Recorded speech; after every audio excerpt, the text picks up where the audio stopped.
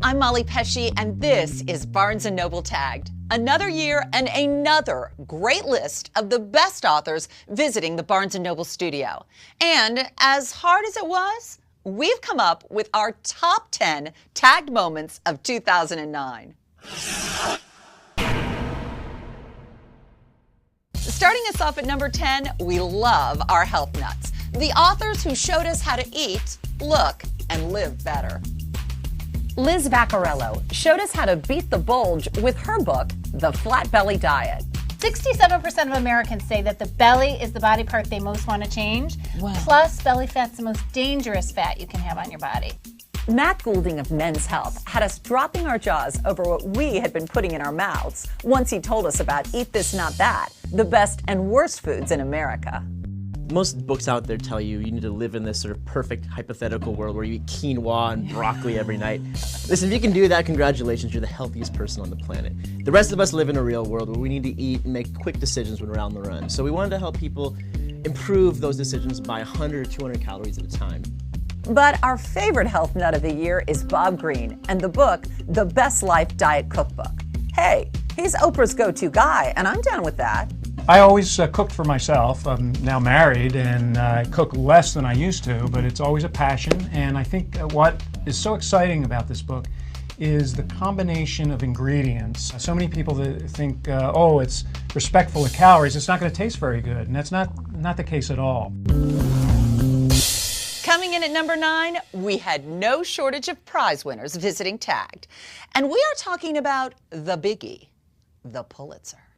After John Meacham told us about his fascinating biography, American Lion, Andrew Jackson in the White House, he went on to win the Pulitzer Prize for nonfiction. What I wanted to do was write about someone who fundamentally shaped the presidency that Lincoln used, that TR used, that FDR used, that Truman used. And all of the office that Obama will take is essentially the creation of Andrew Jackson.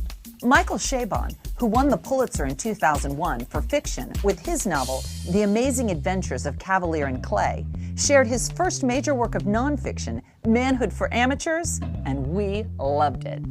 Tell us about the book.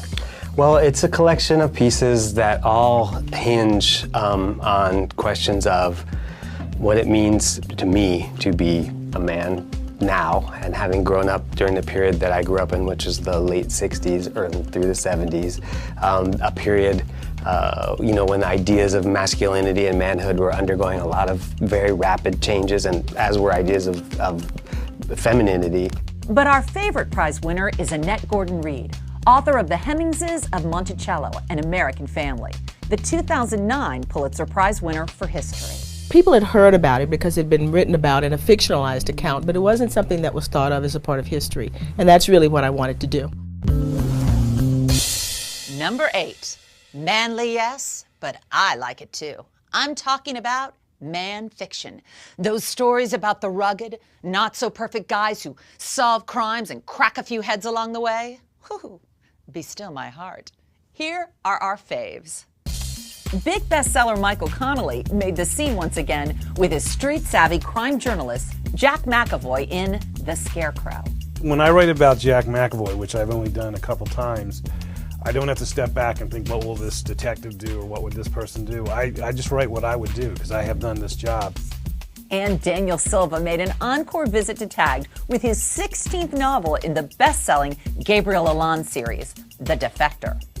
When something terrible happens to Gabriel that we won't talk about here, a switch gets thrown and the fire gets lit, and he does things that he normally does not like to do. But the man fiction author that really pumped us up was Lee Child with his lucky number 13 adrenaline-charged Jack Reacher book, Gone Tomorrow.